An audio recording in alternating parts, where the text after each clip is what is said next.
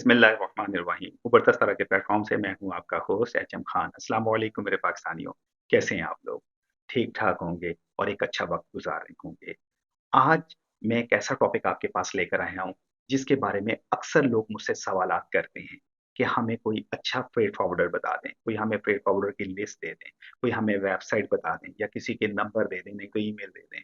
भाई देखें, freight forwarder Pakistan में हज़ारों काम कर रहे हैं, उनके ऑफ़िसेज़ डिफरेंट शहरों में मौजूद हैं, लेकिन मैं उनकी मालूमात इसलिए नहीं दे सकता क्योंकि मैं खुद मुख्तलिफ फ्रेट फॉरवर्डर्स के साथ अटैच हूँ और काम कर रहा हूँ और उनसे माल भी मँगवा रहा हूँ।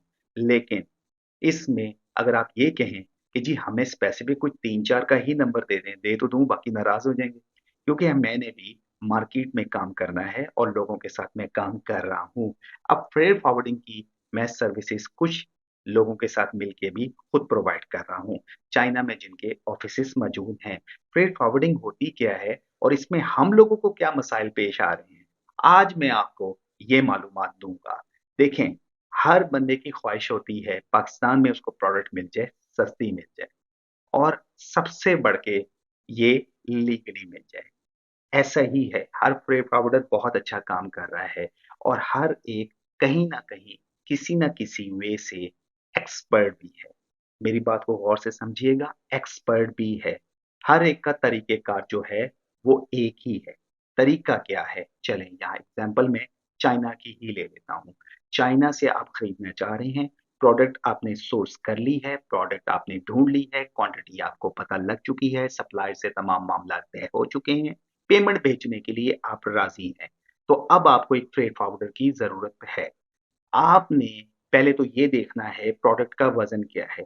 अपनी मनमानी नहीं करनी, फ्रेट फॉरवर्डर के ऊपर प्रेशर नहीं डालना। मेरा एक्सपीरियंस बताता है मोस्टली लोग गलतियाँ ये करते हैं, फ्रेट फॉरवर्डर से मशवरा नहीं लेते, लेकिन उनको खुद ये कह रहे होते हैं कि जी हमने आपको कहा है तो इसी रास्ते से हमें ये प्रोडक्ट चाहिए। देखें, वज़न अगर 100 किलो से कम है तो वो तो बाई रोड आ जाए, ज़्यादा मुनासिब है या 50 से 100 केजी के दरमियान है, तो समुद्र और रोड मैं प्रेफ़र करूँगा। लेकिन अगर प्रोडक्ट का वज़न 1 किलो से 49 केजी तक है, तो बाई एयर मैं प्रेफ़र करूँगा, लेकिन ये बहुत एक्सपेंसिव है। ₹3000 से लेके ₹6000 पर केजी तक आपको चार्जेज़ पड़ सकते हैं। फिर मैं बता रहा हूँ 3000 से 6000 तक। डिपेंड करता है प्रोडक्ट कौन-सी है, उसका एचएस कोड कौन-सा है, कौन-सी कैटेगरी में आती है।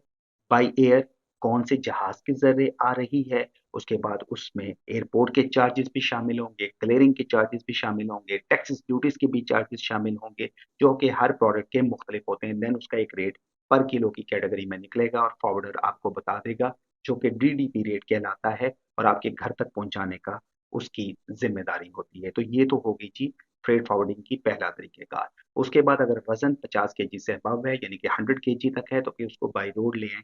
तो बेहतर है तरीक़ेकार यही है। मालूमात आपने जो देनी है, सिर्फ़ वज़न बताना है, सीबीएम बताना है और उसका मोड ऑफ़ पेमेंट आपने लाज़मी बताना है। अक्सर लोग नहीं बताते और यहाँ वो गलतियाँ कर देते हैं। तो ये तो रास्ता है उन लोगों के लिए जो कि डीडीपी के ऊपर काम करना चाह रहे हैं। 100 किलो से ऊपर जितना भी आपका वज़न है, उसको आप समुद्र के रास्ते ही मंगवाया करें। एक तो बेनिफिट होगा, प्रोडक्ट आपको सस्ती भी पड़ेगी और सेकंडली ये आप तक आसानी से पहुँच भी जाएगी, बगैर किसी टूट-फूट के अगर फॉरवर्डर आपका अच्छा है।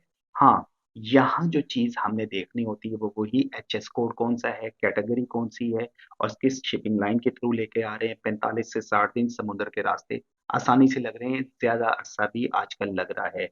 रोड बहुत रिस्की है। रोड के ज़रिए कोई मंगवाना चाह रहे हैं तो बहुत रिस्की है। माल आ भी सकता है वक़्त पे, अगर स्टक हो गए तो बहुत बुरा फँसे।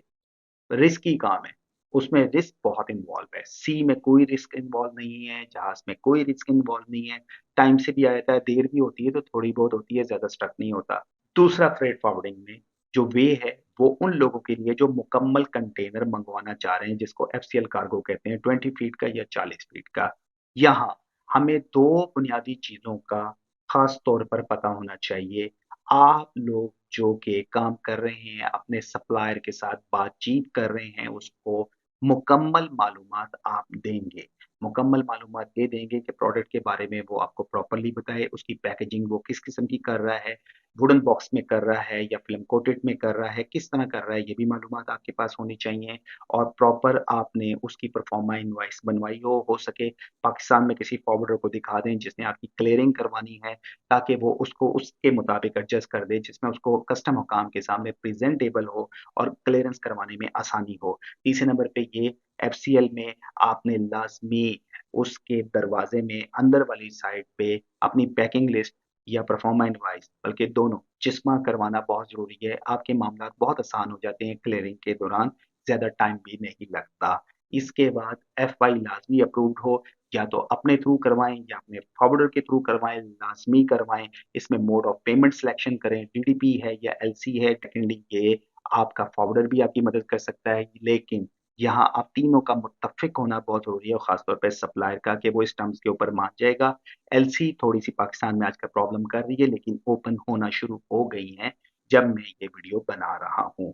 एफसीएल में जब आपकी शिपमेंट रेडी होती है, तो आप अपनी फाइनल पेमेंट करेंगे। फाइनल पेमेंट करने के बाद आपका बीएल इश्यू हो जाएगा, जो शिपिंग लाइन इश्यू करेगी, उसकी जो कॉपी है, जिसको एचबीएल कहा जाता है, यानी कि हाउस बिल ऑफ लैंडिंग, वो भी आपके पास पहुँच जाएगी और वहाँ काम स्टार्ट हो जाएगा जब वो एफओबी यानी कि मुतलका पोर्ट जो आपने सेलेक्ट की हुई है, सप्लायर आपका दे देगा, उसके बाद पाकिस्तान में आ जाएगी।